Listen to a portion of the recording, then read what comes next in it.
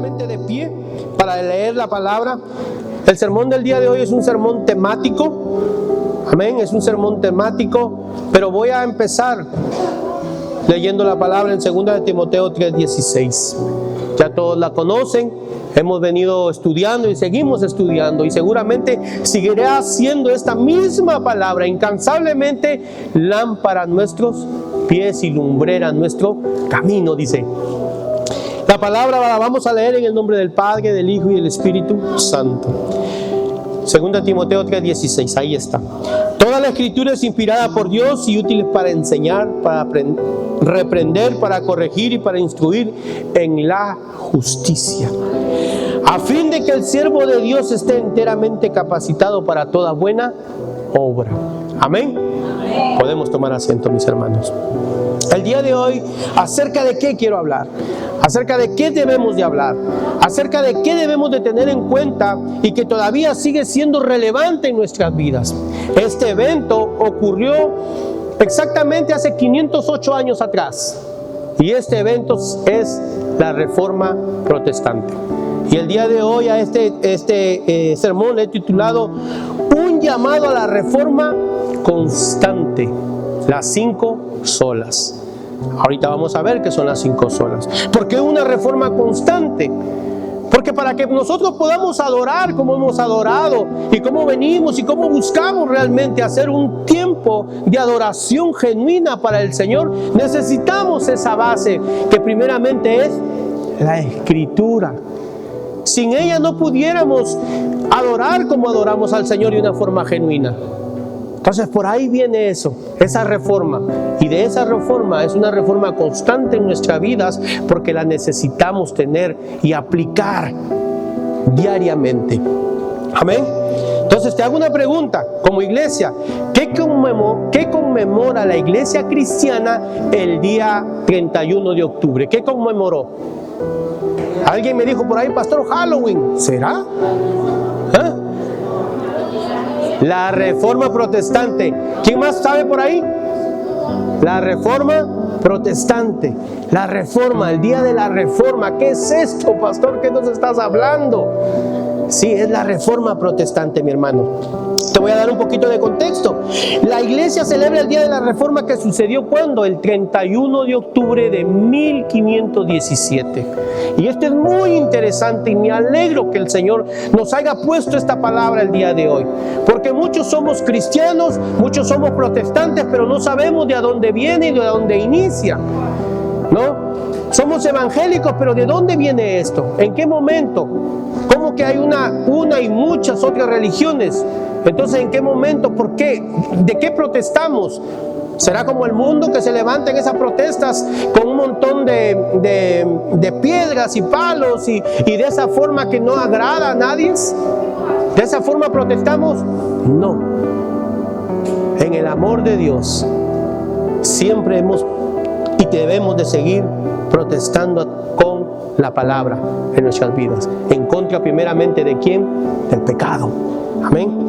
Así que este evento se desarrolló, esa figurita que ven ahí, ese hombre se llama Martín Lutero, un monje católico que en ese momento él fue el que se levantó dentro de toda esa religión. Él se levantó, él tuvo la valentía. ¿Y ustedes creen que tuvo la valentía simplemente porque él se levantó ese día y como que algunos dicen se levantó con el pie derecho y se llenó de fuerza? No. La mano del Señor, una vez más, guardando a su iglesia, su fidelidad con nosotros, llenó de valentía a este hombre y a muchos otros. Otro también que conocemos es Juan Calvino. Son reformadores, se les conocen con el nombre de reformadores. Pero ellos no descubrieron nada nuevo. Todo esto que hoy nosotros aprendemos, estudiamos por la palabra, no es nada nuevo, eso estuvo ahí. Ya lo sabemos desde el Antiguo Testamento, luego en el Nuevo Testamento. Y una similitud hay con la época intertestamentaria, no sé si lo dije bien, pero se trata del evento que está, o el espacio que hay entre el Antiguo Testamento y el Nuevo Testamento. Se le conoce también como los 400 años de silencio. O sea, ¿en qué esto se une al día de la Reforma? En el hecho de que también hubo un silencio en este siglo XVI, pero por parte de aquellos, por parte de hombres, de religiones que habían inventado doctrinas falsas y que ocultaron la palabra, poniendo barreras. Ellos mismos asignando hombres que solamente Dios, entre comillas, le había dado a ciertos hombres que ellos podían interpretar la palabra. Hombres como tú y como yo no podíamos acercarnos. No había una Biblia, que yo sé que algunos tienen más de 20 Biblias en su casa, ¿verdad? No había eso, no tenían acceso. Y ahí es donde el Señor, una vez más, en su misericordia, levantó a estos hombres. ¿Y contra qué protestaron, mis hermanos? La historia de la Reforma dice que este hombre, Martín Lutero, se levantó y protestó y escribió 95 tesis y fue y las pegó o las clavó en una iglesia allá en Gutenberg. Entonces, entre esas protestas, entre lo que él explicaba y decía, esto que ustedes están diciendo y enseñando no está bien. Primeramente, ¿qué cosa? La autoridad de la palabra. Hay religiones que dicen que la autoridad de la palabra está junto con las tradiciones. ¿Está junto con quién? Con los estatutos de hombres. Y la palabra, sin embargo, nos dice que es solamente la única autoridad para cada uno de nosotros y para su iglesia. Amén. La salvación por fe y no por obras. ¿Cuántos estamos estudiando eso aquí? Si la gracia de Dios no hay salvación. Sin gracia nadie de nosotros estuviéramos salvos. El único mediador es Cristo, y es por Cristo. Y toda la gloria y la honra, como hemos alabado, es únicamente para Dios. Y es aquí, mis hermanos, donde se hablan acerca de estas 5 solas. Este es un resumen sumamente poderoso. Y si ustedes se dan cuenta, la sola Escritura, la sola gracia, la sola fe, solo Cristo y solo a Dios la gloria, es el fundamento de la iglesia. Porque imagínate que supieras tú acerca de la sola gracia, de la sola fe, y a Dios le das la gloria, pero ¿en dónde se deposita esa gracia y esa fe, y a través de quién se hace efectiva en nuestras vidas? Hoy tú y yo sabemos que a través de Cristo, pero en ese momento había una oscuridad sobre este conocimiento. En ese momento no había eso, había una confusión tremenda. Se vendían otras cosas para que tú ganaras la salvación. Y por eso hoy vamos a hablar un poquito más acerca de la sola Escritura. La sola Escritura. Mis hermanos, la sola Escritura solamente hace énfasis en que la Biblia es la única fuente de autoridad para los cristianos. ¿Cuánto lo creen? Al decir la sola Escritura, los reformadores, ¿qué rechazaron? Rechazaron la autoridad papal, rechazaron las tradiciones y también las leyes de todo hombre.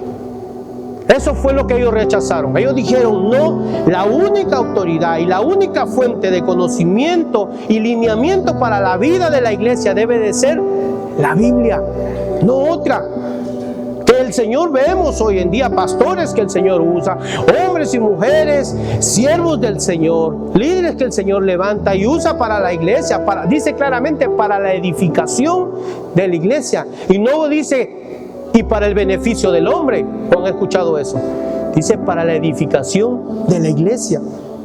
Mis hermanos, los reformadores insistieron en 3 cosas para mostrarle a estas religiones que la palabra es la única autoridad. ¿A través de qué? Mostrando precisamente que la palabra tiene autoridad, que la palabra es veraz y que tiene poder. Es que yo te invito simplemente a ver tu vida, para que tú puedas hablar hoy en día y puedas testificar que realmente la palabra tiene poder. ¿Cuántos dicen amén? Entonces veamos que la Biblia es la única autoridad porque su autor, ¿quién es el autor de la Biblia? Dios. Él mismo es el autor de la Biblia. Segunda de Timoteo 3:16, que acabamos de leerlo. Toda la Escritura es inspirada únicamente por Dios. Únicamente por Dios. Y dice que esta misma palabra que es útil ¿para qué? Para enseñar, para reprender, para corregir y para instruir en la justicia. En la justicia. Es porque hoy insistimos, lee la palabra, únete a un grupo, implementa un plan de estudio. Es que es la palabra. El consejo de tu pastor, el consejo de tu líder, el consejo de una persona que te está dando mentoría te va a ayudar y nos va a ayudar. Los mensajes que escuchamos, todas esas son parte. Pero atrévete a leer la palabra, que eso es lo que va a reformar constantemente tu vida y nuestras vidas, mis hermanos. Este hombre, Martín Lutero, precisamente, él expresó esta parte de aquí como decir, para mí es la palabra de Dios, la entera palabra de Dios y nada más, sino la palabra de Dios, la única autoridad. ¿Cuánto podemos decir eso? Que únicamente la palabra de Dios es la única autoridad en nuestras vidas. No hay duda que la palabra de Dios, su autoridad descansa y viene, radica ¿en quién? Solamente en Él. Solamente en Él. La Biblia no tiene errores. Por eso es su fidelidad. Ella no tiene errores. Mire lo que nos dice el Salmo 19:9. Creo que es la segunda. Me había olvidado acerca de lo que yo tenía allá. La Biblia no tiene errores. Salmo 19:9. El temor del Señor es puro, permanece para siempre. Oiga bien esto. Las ordenanzas del Señor son verdaderas, todas ellas son justas.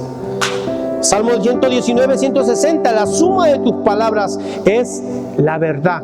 La suma de tus palabras es la verdad. Tus justas leyes permanecen para siempre. Dios no se equivoca, por lo tanto su palabra es digna de toda confianza. Su palabra es digna de toda confianza, mis hermanos. Y nuestra fe, por supuesto, debe descansar únicamente ¿en qué? En la sola Escritura. Si una cosa nos enfrentamos hoy, que tiene su pro y su contra, es al exceso de tanta información que hay. Porque a veces no sabemos cómo separarla, cómo digerirla, cómo elegirla también. Porque entre ese exceso de información, pues también viene información que no es, ¿verdad? Pero es que no debería también de ser un problema para la iglesia. Porque tú y yo hoy, el Señor trajo luz a través de estos hombres que levantó para que una vez más la palabra sea nuestra ancla. Cuando te sientes agobiado de tanta información, cuando te sientes agobiado en el sentido de ¿qué debo de hacer? ¿A dónde recurro? ¿A quién voy? Una vez más, a la palabra. Porque si hay alguien que va a ser fiel en darte esa guía, si hay alguien que realmente tiene autoridad para decirnos en nuestras vidas, una vez más, es que el espejo de nuestra alma, la palabra. Y no solamente eso, porque ella tiene poder, dice Hebreos 4:12. Sin duda la palabra de Dios es viva y eficaz y más cortante que cualquier espada de dos filos. Penetra hasta lo más profundo del alma y del espíritu, hasta la médula de los huesos, y juzga los pensamientos y las intenciones del corazón. ¿Quién puede hacer eso en nuestras vidas? Ni nosotros mismos podemos juzgar muchas veces las intenciones de nuestro propio corazón. El salmista en el Salmo 51 dice que tu palabra me hable aquellas cosas que ni yo mismo conozco, dice. Porque ni nosotros mismos conocemos la intención muchas veces de dónde nace en nuestro corazón. Hace un par de semanas yo compartía con el grupo de varones que yo oraba de una forma que le decía: Señor, te entrego esto y una vez más te lo vuelvo a entregar. Pero claramente en ese momento, leyendo la palabra, y claramente decía en el libro de Hebreos que cuando dice: si escuchas la palabra, si oyes mi palabra, obedece. Yo le decía: Señor, es que no es que solamente me quiero limpiar el rostro porque el hecho de que en este momento lo tengo sucio, sino más bien dime o saca de mí aquello que yo no conozco, pero tú sí conoces. Aquello que tu palabra me está dando a conocer, y en ese momento yo podía sentir que era como que me decía a mí: Víctor, es que no es solamente que te laves hoy la cara, es que quiero limpiarte desde adentro, desde aquello, de donde nace eso que es tu lucha. Y Eso hay que hacer, y eso solamente hace la palabra. Porque dice que ella es la que es eficaz y es más cortante que cualquier espada de dos filos. ¿Cuánto le dan un amén al Señor por esto? Ahora, ¿por qué enfatizamos en la sola Escritura?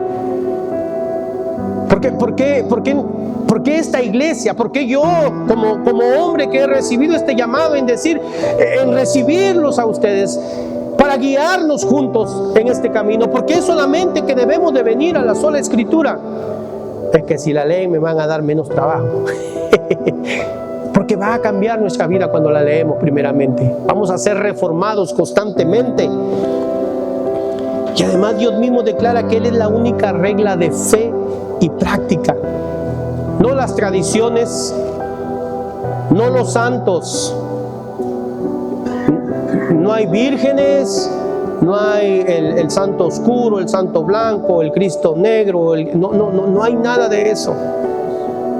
No hay metales que uno toca y dice esto me va a dar energía o esto me va a dar. No, hermano, olvídese de eso, por favor. Si estaba equivocado, si lo hacía inocentemente o inconscientemente, mira, si hay algo de quien tiene que abrazarse es de Cristo, es de su palabra. Si hay alguien a quien tiene que darle, que meterse más, conocerle más, es de su palabra. Esas cosas confunden. ¿Por qué si es aquel como hemos alabado y que es por él que somos libres, tendemos a querer darle ofrenda a otros dioses? Es solamente a Cristo, no es por santo, no es por leyes de hombre, mucho menos. Hoy en día hay la abundante información también nos da a conocer lo que está sucediendo en muchas otras iglesias. Hombres que ya no quieren ser pastores, pero sí quieren ser apóstoles, sí quieren ser profetas, querubines y no sé cuántos labels hay más. Pero yo que sepa, y la palabra nos habla claramente que el último profeta aquí en esta tierra fue Cristo. Y después de él dice la palabra en Hechos 1:8 que todos somos testigos. Desde el pastor, el evangelista y todo lo que diga la iglesia, se levanta en la iglesia, todos somos testigos. Todos somos testigos. Pero hay quienes quieren inventar sus propias reglas. ¿Para qué? Para tener sometido a un pueblo, para tener sometido a esos seguidores y conseguir un beneficio. Y por eso estos reformadores se levantaron también en ese momento. Porque había religiones, específicamente la religión católica romana quería tener opresión sobre las mentes del pueblo para conseguir a través de ellos poder, para conseguir a través de ellos o tenerlos dominados. Pero una vez más, quien ha roto las cadenas de la opresión, de la oscuridad, de la falta del conocimiento de la palabra, es nuestro mismo Señor Jesucristo. ¿Cuántos dan amén? Este hombre, Lutero y Calvino, tienen una expresión que dice: por medio de esta palabra yo pienso, por medio de esta palabra yo hablo y por esta palabra yo vivo. ¿Cuántos dicen amén? Gloria a Dios. Así que es el fundamento, mis hermanos, la sola Escritura. Y la sola gracia es la segunda sola. Y esta palabra de solo o sola, ¿verdad? No es nada más que está diciéndonos únicamente, nada más que lo que está aquí. La sola Escritura quiere decir que no hay nada más que esté a la par de autoridad y de enseñanza para nuestras vidas. Es lo mismo con la sola gracia. No hay nada más. Romanos 3, 10, 12 dice: así está escrito. Óigame bien. No hay un solo justo, ni siquiera uno. No hay nadie que entienda, nadie que busque a Dios. Todos se han descarriado, juntos se han corrompido. No hay nadie que haga lo bueno, no hay uno solo. Hablábamos acerca de la incapacidad humana. Y todos estamos aquí. Esto resume el estado espiritual sin Cristo de una persona que está mutilado moralmente, emocionalmente, mentalmente, en sus fuerzas para poder hacer algo y ganar, en este caso, la salvación. La condición del hombre inconverso es muerte. Está muerto en sus delitos y pecados. Estos hombres, mis hermanos, o los reformadores como se les conoce, no negaron que el hombre tenía voluntad para sus decisiones. Porque hay a quienes les gusta eso de libre albedrío. No, pero yo todavía tengo voluntad para decidir, sí.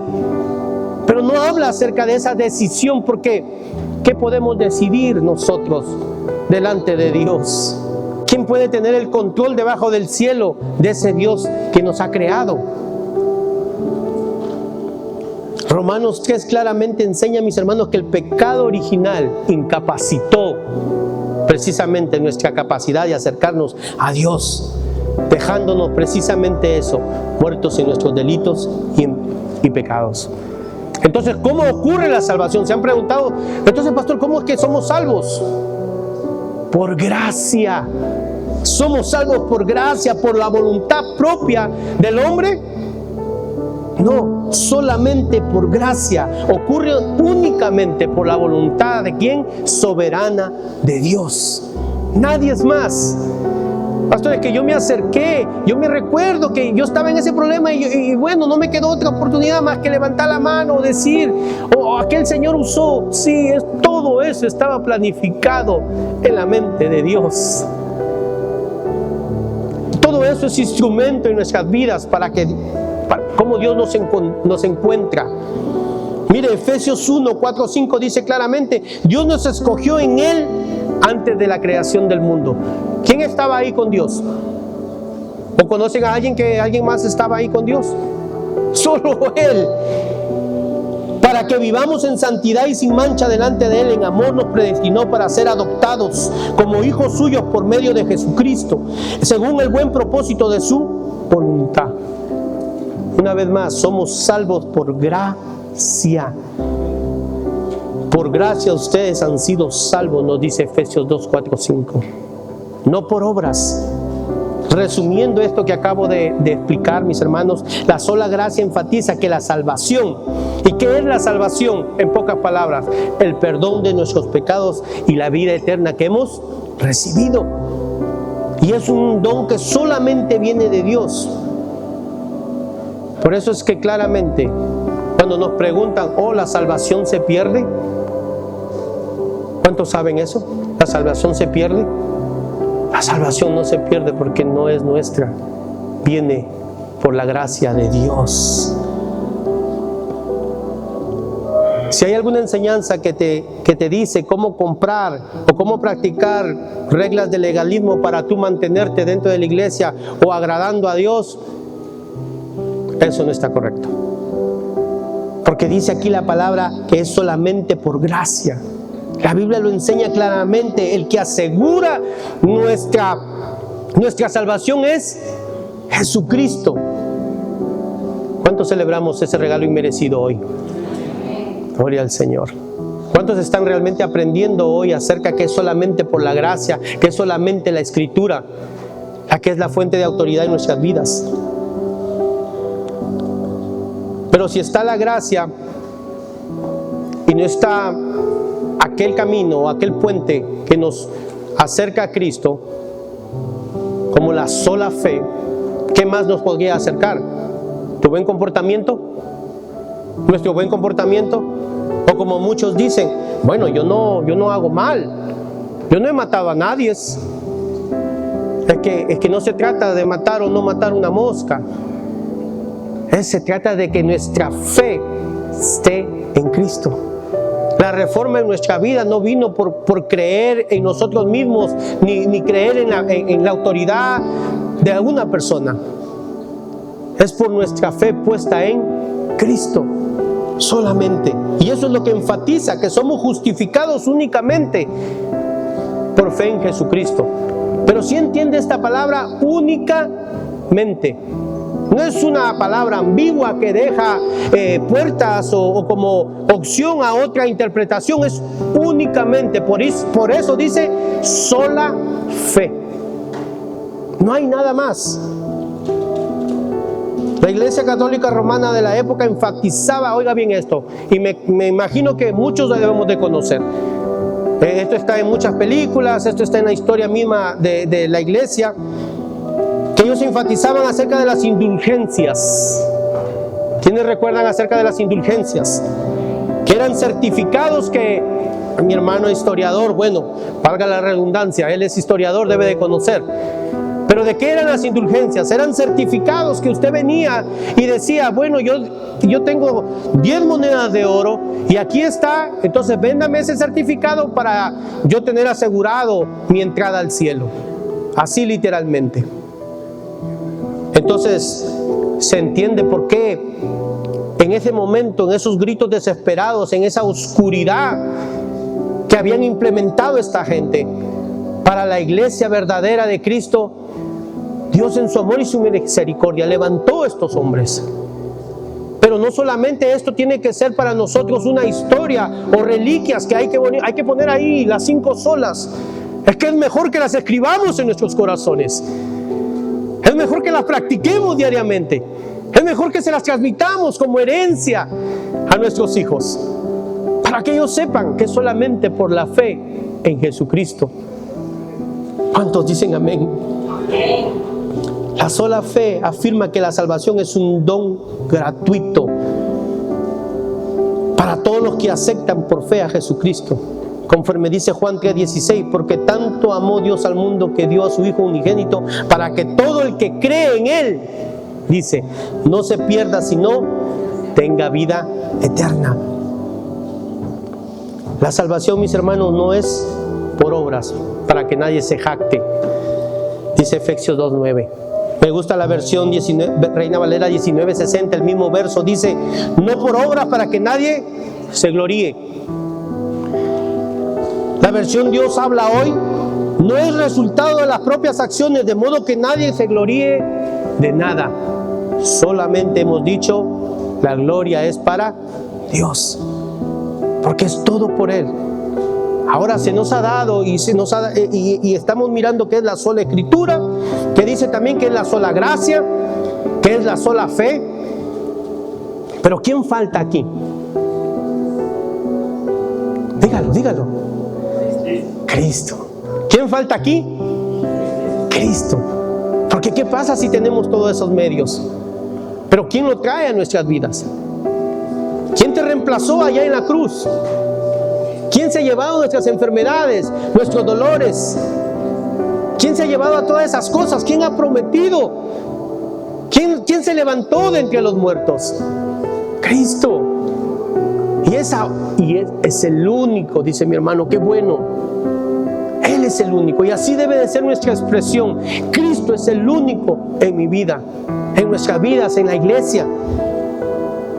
Solo Cristo, o solo a través de Cristo. No hay otro camino, no hay otro intercesor, no hay santos, no hay vírgenes, no hay curas, no hay papas que sustituyan el camino para llegar a Dios. Es solo Cristo. Ahora hay hombres en las iglesias que se hacen llamar papá. Tienen que decirle papá, tienen que decirle mamá a la esposa, o sea, a la pastora en este caso, lo que diríamos para que me entiendan.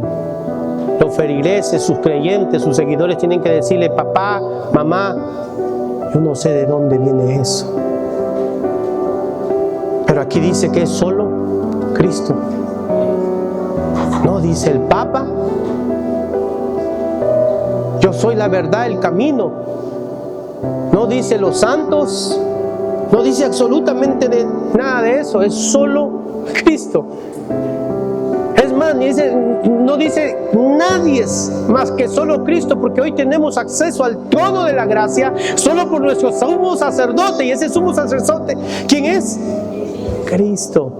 Él es el sumo sacerdote, mis hermanos. Porque no tenemos un sumo sacerdote que no pueda compadecerse de nuestras debilidades, sino uno que fue tentado en todo según nuestra semejanza, pero sin pecado. Porque así hubiera, ustedes saben, esos payasos que aparecen, no, pero yo hubiera dado mi vida, así lo hubieras dado las veces que quieras, no hubieras cumplido el estándar de perfección que solo en Cristo hay. Solo Él pudo saciar la ira de Dios para justificarnos. Solo Cristo, mis hermanos. Él es la garantía de nuestro acceso a Dios. Yo soy el camino, la verdad y la vida. ¿Quién contestó eso? Jesús. Nadie llega al Padre si no es por mí. Pedro y Juan ante el concilio de Jerusalén también expusieron lo siguiente en Hechos 4:12. Jesucristo es la piedra que desecharon ustedes los constructores y que ha llegado a ser la piedra angular. Escúcheme aquí en el 12. De hecho, en ningún otro hay salvación, porque no hay bajo el cielo otro nombre dado a los hombres el cual podamos ser salvos. ¿Y quién es ese nombre? Solo Cristo. Solo Jesucristo, mis amada iglesia. Él es el que murió por ti y por mí. ¿Y qué nos hace conocer esto? ¿Qué te hace saber tú que has recibido un regalo? Que cuando llegaste a casa encontraste, wow, mira, esto estaba buscando. Qué bueno. Yo estaba necesitando 2 sillas en mi oficina. Y los otros días vine a recoger algo aquí, abro la puerta y digo, oh wow, me sorprendí. Lo primero que me llamó la atención, porque era lo que estaba necesitando. Y miré esas 2 sillas. Lo primero que se me vino a mi mente fue, ¿quién habrá sido para darle las gracias? Y cuando entendemos que es solo Cristo, es Él el que ha subido al palo, es Él el que subió a esa cruz. Y por ti y por mí no se quedó ahí. Pero mi punto es, si tú sabes que es Él, ¿por qué no vivimos para Él? ¿Por qué no buscamos ser cada día más piadosos conforme a Él? ¿Por qué no buscamos esa reforma constante en nuestras vidas que exprese ese agradecimiento de lo que hoy, una vez más, el Señor nos da a entender? Que Él rompió y trajo luz a esa oscuridad del corazón malagradecido. Y hoy podemos tener agradecimiento y vivir con ese agradecimiento delante de nuestro Señor, para Él y solo para Él. Yo soy la vid y ustedes son las ramas. El que permanece en mí como yo en él dará mucho fruto. Separados de mí no pueden ustedes hacer nada más. ¿Separados de quién? De Cristo. Y es hasta lógico que a veces cuando nos separamos de Él y nos vamos a cualquier otro Dios, no damos fruto. Por lo menos no damos fruto eterno. ¿Cuántos se comprometen a vivir solo para Cristo? Gloria a Dios. Y todo esto, la sola Escritura, la sola gracia, la sola fe, solo a Cristo. Le dio la gloria solamente a Dios. Y aún nosotros, la iglesia, debe vivir dándole la gloria solo a Dios.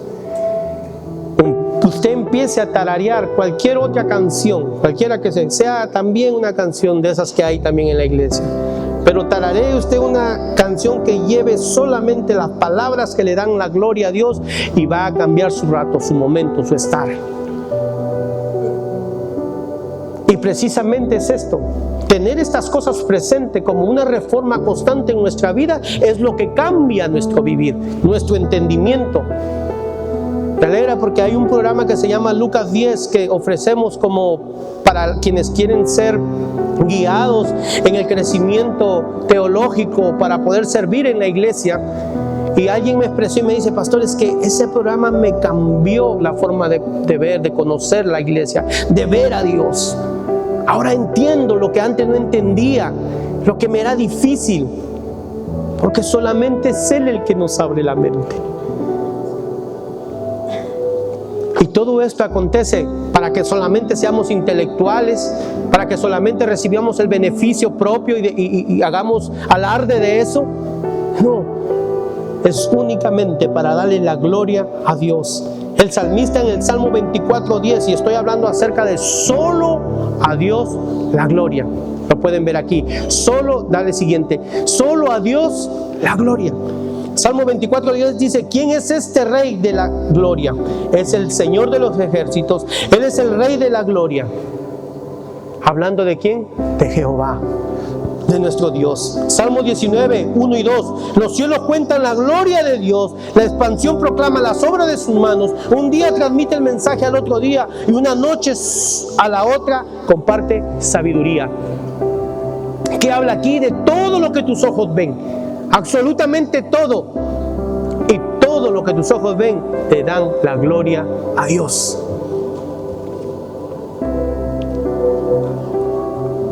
Primera de Corintios 10:31 dice: en conclusión, ya sea que coman o beban o hagan cualquier cosa, háganlo todo para la gloria de Dios.